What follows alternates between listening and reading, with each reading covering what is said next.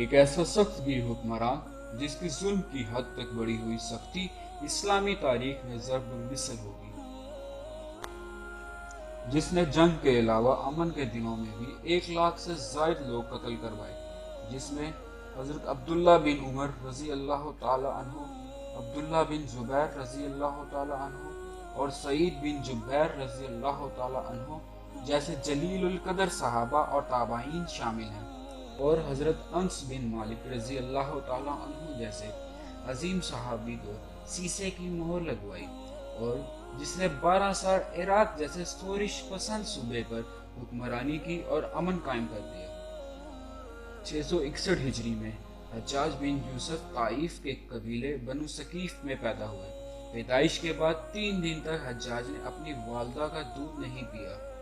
हज्जाज के खानदान के बहुत से लोग परेशान हो गए और दूध पिलाने की हर मुमकिन कोशिश की, लेकिन नाकाम रहे, और आखिरकार खानदान के किसी दाना बुजुर्ग ने मशवरा दिया कि अगर इसको 3 दिन तक भेड़ का खून पिलाया जाए तो चौथे दिन ये दूध पीना शुरू कर देगा। चुनाचा ऐसा ही किया गया, तो चौथे दिन हज्जाज ने अपनी वालदा का दूध पीना शुरू कर दिया। कहा जाता है कि घुटी का असर सारी जिंदगी बरकरार रहता है। चुनाचा हज्जाज को घुटी में खून दिया गया था। यही वजह है कि इसने कभी खून बहाने से गुरेज नहीं किया। हज्जाज खुद कहा करता था, खून बहाने में मुझे वो लज्जत मिलती है जिसे सिर्फ मैं ही महसूस कर सकता हूँ। हज्जाज तालीम हासिल करने के बाद ताइफ के एक मदरसे में बतौर उस्ताद बच्चों को पढ़ाया करता था। बाद में हज्जाज दमिश्क में जाकर खलीफा की फौज में भर्ती हो गया और कायदाना सलाहियतों की वजह से जल्द ही फौज में आला ओहदे पर पहुंच गया। उस वक्त के खलीफा अब्दुल मुल्क ने हज्जाज को अब्दुल्ला बिन जुबैर रजी अल्लाह ताला अन्हु के खिलाफ मुहिम की कमान सौंप दी। हज्जाज ने ताइफ में पड़ाव डाला और थोड़ी थोड़ी फौज अराफात में अब्दुल्ला बिन जुबैर रजी अल्लाह ताला अन्हु के खिलाफ भेजता रहा। बाद में हज्जाज ने अब्दुल मुल्क की इजाज़त से हरम का मुहासरा कर लिया और मंजनीक लगाकर संगबारी शुरू कर दी। पत्थर लगने से बैतुल्लाह को नुकसान पहुंचा, लेकिन हज्जाज ने संगबारी जारी रखी। इसी दौरान हज का ज़माना आ गया तो अब्दुल्ला बिन उमर रजी अल्लाह ताला अन्हु की दरख्वास्त पर संगबारी रोक दी गई। हज के बाद एक खून रेस जंग हुई, जिसमें अब्दुल्ला बिन जुबैर रजी अल्लाह ताला अन्हु और इनके साथी बहादुरी से लड़ते हुए शहीद हो गए और हज्जाज को फतह हासिल हुई। हज्जाज ने अब्दुल्ला बिन जुबैर रजी अल्लाह ताला अन्हु का सर दमिश्क में खलीफा अब्दुल मुल्क के पास भिजवा दिया और बाकी का जिस्म हजूम के मकाम पर सूली पर लटका दिया गया। अब्दुल्ला बिन जुबैर रजी अल्लाह ताला अन्हु की वालदा हजरत अस्मा बिनते अबू बकर रजी अल्लाह ताला अन्हु ने अपने बेटे को दफन करने की इजाज़त मांगी तो हज्जाज ने इनकार कर दिया। बाद में जब खलीफा अब्दुल मुल्क को पता चला तो इसने हज्जाज को सरजरिश की और अब्दुल्ला बिन जुबैर रजी अल्लाह ताला अन्हु की लाश को सूली से हटाकर दफन करने की इजाज़त दे दी। हज्जाज को पहले हिजाज और यमन के इलाकों का गवर्नर बना दिया गया। बाद में खलीफा अब्दुल मुल्क ने हज्जाज को इराक के सूबे का गवर्नर बना दिया। इराक का सूबा खलीफा अब्दुल मुल्क के लिए एक मसला बना हुआ था। यह सूबा सोरिश पसंदों का मरकज था।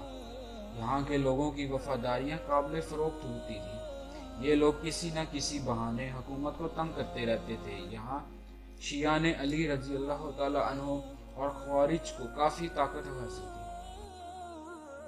हज्जाज गवर्नर के बनने के बाद 12 लोगों के साथ नकाब ओढ़कर सीधा जामिया मस्जिद कूफा पहुंचा। वहां लोगों को मनादी करवाकर इकट्ठा किया। लोग अपनी फितरी शरारत पसंदी की वजह से अपने साथ कंकरियां लेकर आए ताकि खुतबे के दौरान नए गवर्नर की तौहीन कर सके। लेकिन जब हज्जाज ने मिंबर पर खड़े होकर नकाब उल्टा तो खौफ से लोगों के हाथों से कंकरियां गिर गईं। हज्जाज ने लोगों के सामने एक फसी और बली खुतबा दिया जो अरबी अदब में एक मकाम रखता है। लोगों, खुदा की कसम, मैं शर को उसकी सही जगह पर रखता हूँ और इसका पूरा बदला देता हूँ। मैं बहुत से सरों को देखता हूँ जो पकी हुई खेती की मानद हैं, جن کے کٹنے کا وقت آ چکا ہے۔ مجھے تمہاری داڑھیوں اور اماموں کے درمیان خون ہی خون نظر آتا ہے۔ میں حوادث سے ڈرنے والا نہیں ہوں۔ امیر المومنین نے اپنے ترکش کے سارے تیروں کو جانچا اور ان میں سے جو سب سے زیادہ سخت تھا وہ تمہارے سینوں کی طرف چلا آیا۔ تم سیدھے ہو جاؤ ورنہ میں تمہیں درست کر دوں گا، تمہیں لکڑی کی طرح چھیل دوں گا، تمہیں سرکش اونٹوں کی طرح ماروں گا تاکہ تم کو سرکشی بھول کر متی ہو جاؤ۔ خدا کی قسم میں جو کچھ کہتا ہوں میں اسے کر دکھاتا ہوں۔ خدا کی قسم اگر تم حق پر نہ آئے تو میری تلوار عورتوں کو بیوہ اور بچوں کو یتیم کر دے گی۔ اس خطبے کے بعد حجاج نے خلیفہ کا فرمان پڑھنے کا حکم دیا۔ خلیفہ کے خط کے شروع میں اہل کوفہ کو مخاطب کر کے السلام علیکم لکھا تھا۔ اہل کوفہ اس کو سن کر خاموش رہے، جس پر حجاج برس پڑا اور کہا امیر المومنین تمہیں سلام کہتے ہیں، تم اس کا جواب نہیں دیتے؟ خدا کی قسم میں تم کو ادب سکھا کر رہوں گا۔ اس پر سب لوگوں نے بلند آواز سے سلام کا جواب دیا۔ حجاج جب تک زندہ رہا عراق کا گورنر رہا۔ اس کی گورنری کے دوران عراق سوچوں سے محفوظ رہا۔ حجاج نے جیسا کہا ویسا ہی کر دکھایا۔ تاریخ میں لکھا ہے کہ جنگوں کے علاوہ حالات امن میں بھی اس نے 1,25,000 لوگوں کو قتل کروایا۔ اس نے بڑے بڑے اکابر مثلا حضرت سعید بن جبیر رضی اللہ تعالیٰ عنہ وغیرہ کی گردنیں اڑا دی اور مدینے میں بے شمار صحابہ کے ہاتھوں پر سیسے کی مہر لگا دی۔ حضرت عبداللہ بن زبیر رضی اللہ تعالیٰ عنہ اور حضرت عبداللہ بن عمر رضی اللہ تعالیٰ عنہ جیسے جلیل القدر صحابہ کو شہید کیا۔ اس کا ہی اصول تھا کہ حکومت کے قیام کے لیے ہر بات جائز ہے اور حکومتیں رحم و عدل سے نہیں بلکہ قہر اور تحذیر سے قائم ہوتی ہیں۔ حجاج کے کارناموں میں سے خوارج کا استحصال نہایت ہی اہم کارنامہ ہے۔ حجاج بن یوسف نے محلب بن ابی صفرہ کو خوارج کے مقابلے کے لیے بھیجا اور اہل کوفہ کو اس کے تعاون پر مجبور کیا۔ اس طرح بحرین، احواز اور ہرمز کی بغاوتوں کو آسانی سے منتشر کر دیا گیا، لیکن اس سے سب سے زیادہ خطرناک بغاوت شبیب خارجی کی تھی، جس کو دبانے میں کافی وقت لگا۔ حجاج کے کچھ کارنامے قابل تعریف بھی ہیں، جن میں سے ایک کارنامہ قرآن مجید پر اعراب کا لگوانا ہے تاکہ غیر عربی لوگ قرآن مجید کو ٹھیک طریقے سے پڑھ سکیں۔ حجاج نے زراعت کی ترقی کے لیے کام کیا، نہریں کھدوائیں، دلدل خشک کروائے۔ اس نے نو مسلموں پر جزیہ لگا کر سرکاری آمدنی میں اضافہ کیا، لیکن حجاج کا یہ قدم غیر شرعی تھا جو نو مسلموں کے دل میں حکومت کے لیے نفرت کا سبب بنا۔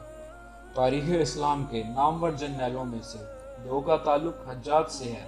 قتیبہ بن مسلم اور محمد بن قاسم دونوں حجاج کے جرنیل تھے، اور حجاج کے بعد عالم اسلام کے ان دو عظیم جرنیلوں کو تذلیل کر کے مروا دیا گیا۔ محمد بن قاسم حجاج کا بھتیجا اور اس کا داماد تھا۔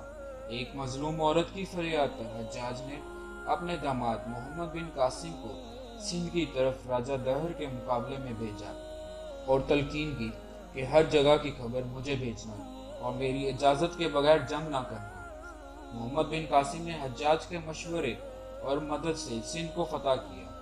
اسی طرح قتیبہ بن مسلم نے ماور النہر کا سارا علاقہ اور مشرقی ترکستان سمیت خاقان چین کے کئی علاقے فتح کر لیے۔ ایک دن حجاج نے اپنے دور کی سب سے بڑی شخصیت سعید بن جبیر رضی اللہ تعالیٰ عنہ کو ابن اشت کی بغاوت کی حمایت کے جرم میں قتل کرنے کا حکم دیا۔ سعید بن جبیر رضی اللہ تعالیٰ عنہ نے شہادت سے پہلے دعا مانگی، یا اللہ میرے بعد حجاج کو کسی مظلوم کا خون بہانے کی مہلت نہ دینا۔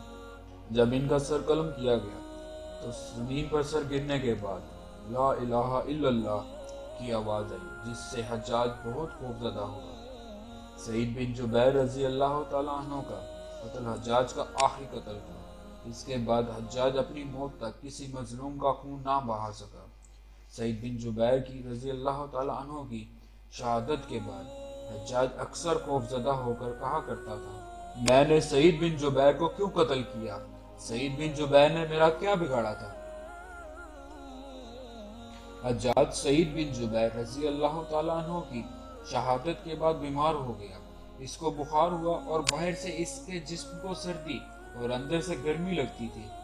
اس کو اس قدر سردی لگتی تھی کہ اس کے ارد گرد کئی انگیٹھیاں جلا کر رکھی جاتی، لیکن پھر بھی سردی میں کوئی کمی نہیں ہوتی۔ جب اس کا جسم اندر سے اس قدر تپش کھاتا تھا کہ ایک دفعہ طبیب نے کچے گوشت کے ٹکڑے کو دھاگا باندھ کر حجاج کو گوشت اندر نکلنے کو کہا۔ جب حجاج نے گوشت نکل لیا تو طبیب نے دھاگا کھینچا اور ٹکڑا باہر نکلا تو وہ گرمی سے پک چکا تھا۔ اور آخر حجاج 20 برس عراق پر حکومت کرنے کے بعد 54 برس کی عمر میں اس بیماری سے فوت ہو گیا۔ معروف تاریخ دان ابن خلکان کے نزدیک حجاج کو معدے کا السر یعنی کہ کینسر تھا۔ اس عہد کے عرفہ و صلحہ حجاج کو خدا کا عذاب خیال کرتے تھے۔ حضرت حسن بصری رضی اللہ تعالی عنہ کہا کرتے تھے کہ حجاج اللہ کا عذاب ہے اور اسے اپنے ہاتھوں سے دور کرنے کی کوشش نہ کرو بلکہ خدا سے استغفار کرو۔ اسی لیے جب حجاج کی موت کی خبر سنے گی تو حضرت حسن بصری رضی اللہ تعالیٰ عنہ اور حضرت عمر بن عبدالعزیز رضی اللہ تعالیٰ عنہ سجدے میں گر پڑے اور ان کی زبان سے بے اختیار نکلا کہ اس امت کا فرعون مر گیا۔